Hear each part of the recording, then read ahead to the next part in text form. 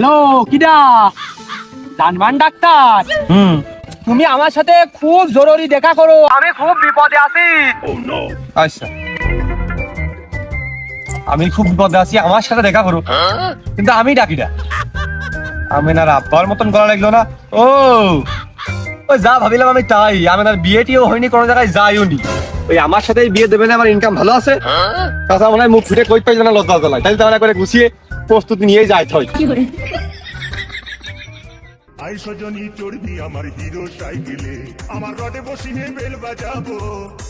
খুব ইমার্জেন্সি কথা কইলে, জরুরি কথা।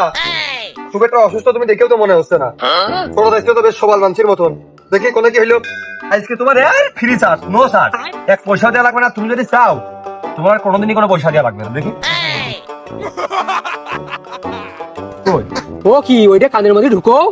ও হ্যাঁ, দেখি।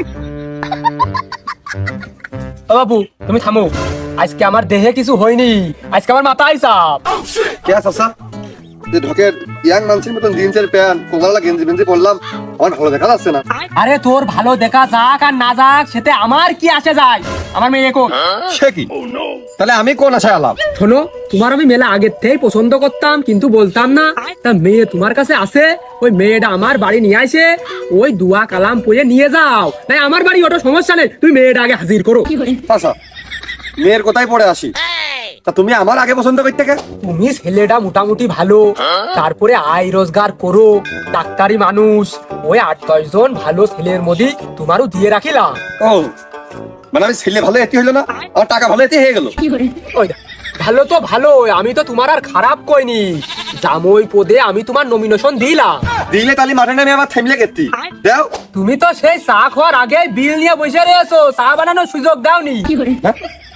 তার মানে তুমি কইতেছো মেয়ে আমি নিয়ে গেছি, বল মেয়ে আমার কাছে? হিসেবে তো তাই আছে।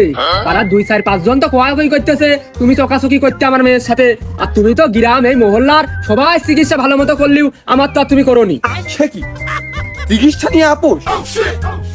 তোমার কেন মনে হলো আমি তোমার চিকিৎসা ভালো করে করিনি? হ্যাঁ, তোমার তো ভালো চিকিৎসা দিলেই তো লস। আমি মাঝে মাঝে অসুস্থ হয়ে পড়বো, আর তুমি ঘন ঘন আসবা, আর আমার মেয়ের ওই চকিরার ইশারায় কাম সারবা। তাহলে লোক তো সব বাইরে যাওয়ার কথাবার্তা না। শোনো দাসা, আমি পাইসোর বংশ না, জেনারেশনে এটা করে বেড়াবো। আমি তোমার মেয়েও নিনি, ওই চকাচকিতেও কাজ ছাড়েনি। এখন বাপ মা নাই তো, সবাই খালি মেয়ে আমার ঘরের বাসা বাইরে চাই। তার মানে কথি চাচ্ছ যে মেয়ে তোমার কাছে নেই? তা কবো কেতি শোকেসে চাবি দিচ্ছি, যাই খুলে আর চালি ড্রাম ড্রাম খুলে দেখো গে তোমার মেয়ে আমি করে ছেড়ে ধুইছি।